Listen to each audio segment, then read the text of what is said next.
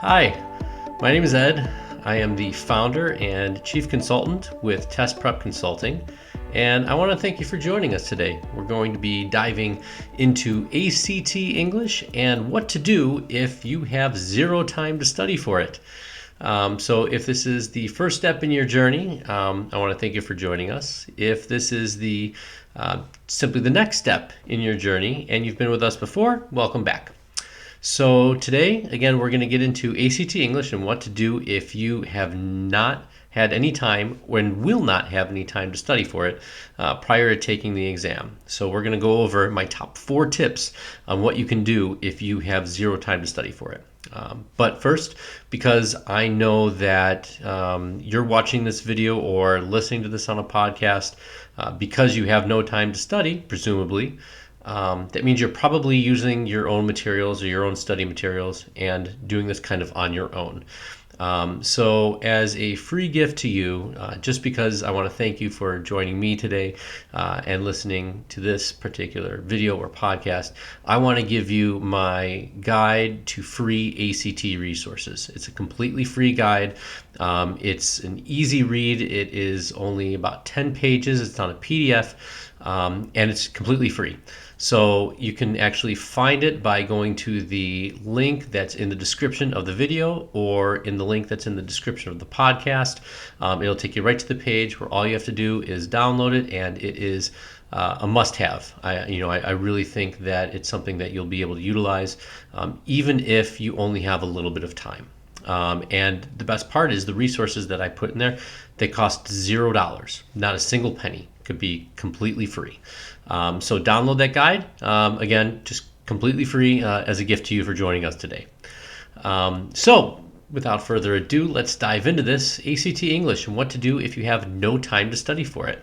Well, as with any exam, if you were to go in completely blind, that would be really jarring. And ACT English is no exception because it's going to be the very first section that you see on the exam. So the very first tip that I would have for you is, number one, you need to be as familiar with it as possible. Okay. The ACT English exam part, again, is the very first section that you're going to see. You will see, likely, if you have the paper exam, the left side of the page will have a passage, and then the right-hand side of the page will be questions.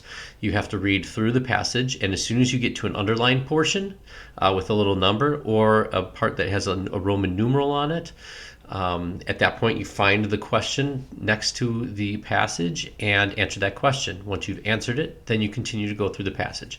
I know that a lot of people like to kind of preview the questions in advance. That does not work on the ACT English exam. Read through the passage and then answer the questions.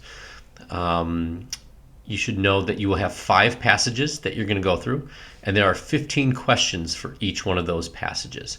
So that's a total of 75 questions, and you'll have to answer those in 45 minutes. So if you really break all that down, that means that for each passage, you need to get that done in about 9 minutes. If you're not averaging 9 minutes per passage, you'll find yourself running out of time at the end, which actually, as a side note, never leave any question unanswered. You get no deductions for wrong answers. The worst you could do is leave 5, 6, 7 questions completely unanswered. So again, you want to make sure that you're finishing each one of those passages in about an average of 9 minutes. Now, the questions are going to be primarily on sentence structure, grammar, and punctuation. Takes up probably about 55-60% of the test.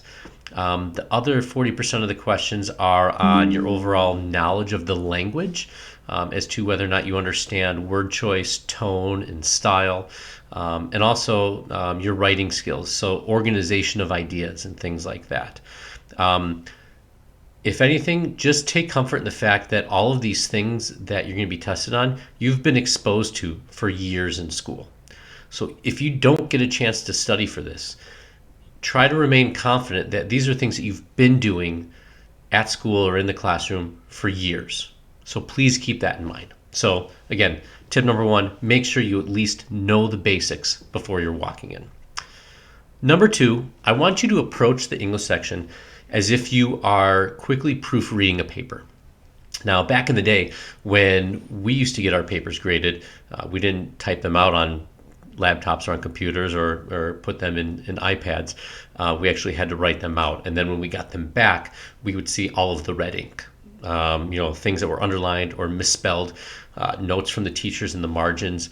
I don't know if they do that nowadays. I feel like that's something that you only see on older TV shows or movies. But I want you to go through the passage quickly as if you're proofreading a paper. Think like you had just finished your own 1 or 2 page essay and you gave it to a friend or a significant other to read through, and they had to quick make notes on it, and then you took it back to the computer and you made those corrections.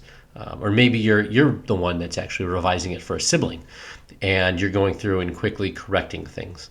That's how I want you to approach it. And the reason why I want you to approach it as if you're reading somebody else's paper is because think about what happens when we're reading somebody else's work. We're not just looking for rules or things that we're trying to fix. We're also seeing it as if it makes sense. We're reading to see if what we're reading kind of flows well and is logical and makes sense, and isn't just a bunch of filler. And we'll get to that in a second too. But the reason why I do that is because there are going to be a number of questions that ask you if things are in the right logical order, or if a particular sentence that is added or deleted, how does that affect the passage? So you need to not just make sure you understand your commas and your semicolons, but you need to make sure that you know what's actually going on in the passage. And that can be kind of tough sometimes. So again, number 2 tip, make sure you're reading through it as if you're proofreading somebody's paper. Okay? All right, the 3rd tip. And this is where I started talking a little bit about filler. The ACT likes things written short and sweet. Okay? Think about when you've done a paper in the past or an essay, and your teachers told you that you need to have a certain number of pages or to a certain word count. And you started to go through it, and you put all those things together, and then you find out that you're a half a page short or that you're a couple hundred words short. What do you start doing? You start filling it in, extending sentences longer than they need to, restating ideas, becoming sometimes conversational. The ACT hates that. So the 3rd tip here is short and sweet. A number of these questions are going to ask you about sentence structure and if they're actually getting to the point. So your knowledge of the written language and your knowledge of language in general, you need to look through it and read it and say, am I getting to the point? Is the reader getting to the point quickly and not filling it with extra words that don't necessarily belong there? Those are many more questions than you would think. So when you're reading through it, number 3 tip here, as you're reading through your paper, as if you're proofreading it, which was tip number 2. Number 3, make sure the things that you're reading are short and sweet. Okay? All right. Last tip. Make sure you do as many practice passages as you can before the exam. And I know that if you're watching this, you probably have very little time. I just explained to you how a passage in the English exam, you have to finish it in about 9 minutes. We're probably close to the 9-minute mark in this video. So if you had 9 minutes to watch this video, I know you have 9 minutes to do at least one practice passage. If you can do 2, 3, 4, 5, that's great. When you don't have a lot of time to study, what you need to do is you need to be as familiar as possible. Sometimes I can use sports analogies with this, right?